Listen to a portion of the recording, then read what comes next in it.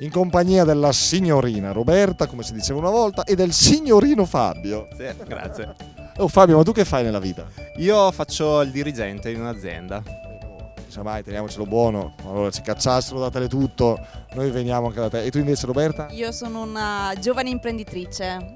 Mia, qua gente importante, allora Fabio interroghiamo te. Sa il dialetto. Sa il dialetto. Tu sei di Brescia, Fabio. Brescia. Benissimo, allora Roby, adesso sentiamo se Fabio, il qui presente, conosce bene il dialetto come dice. Prova un po' a leggere qui sotto.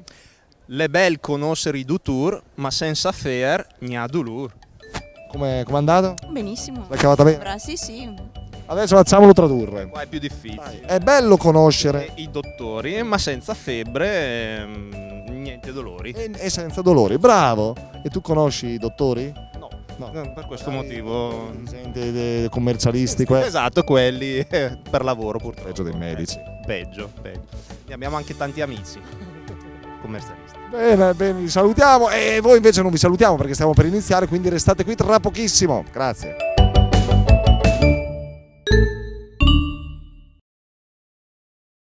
Centro anch'io,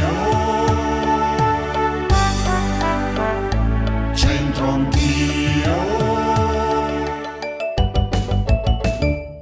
Bentrovati, l'opera che apre la puntata di oggi è La nascita di San Giovanni Battista di Angelica Kauffmann. Parliamo oggi di un'opera della pittrice svizzera Angelica Kauffmann, raffinata ritrattista che fu tra gli artisti più famosi e ammirati del Settecento. Il dipinto raffigura la nascita di San Giovanni Battista. Nel personaggio sulla destra si riconosce il ritratto del committente Giovanni Francesco Martinengo da Barco, che assiste alla scena in atteggiamento devoto. Secondo le sue intenzioni, la tela avrebbe dovuto decorare una piccola chiesa che i Martinengo avevano fatto costruire a Villanuova sul Clisi. Nel 1884 il dipinto entrò nelle collezioni civiche con il legato del conte Leopardo Martinengo da Barco, unica opera di pittura donata dal benefattore insieme al palazzo che sarebbe divenuto la sede della Pinacoteca Tosio Martinengo.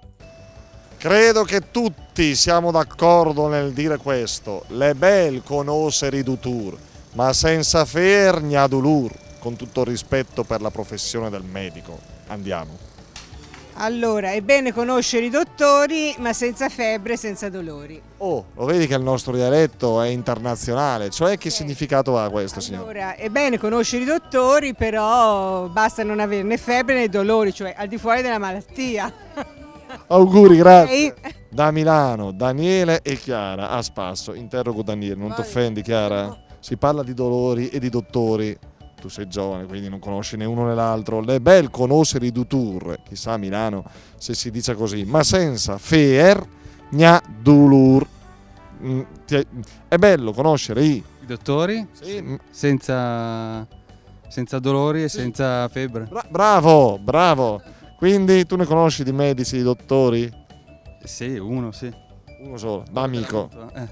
Frequentalo poco, È bello conoscere i dottori, ma senza la fer. Ah, meglio la fer. La febbre, brava, la febbre e neppure dolori.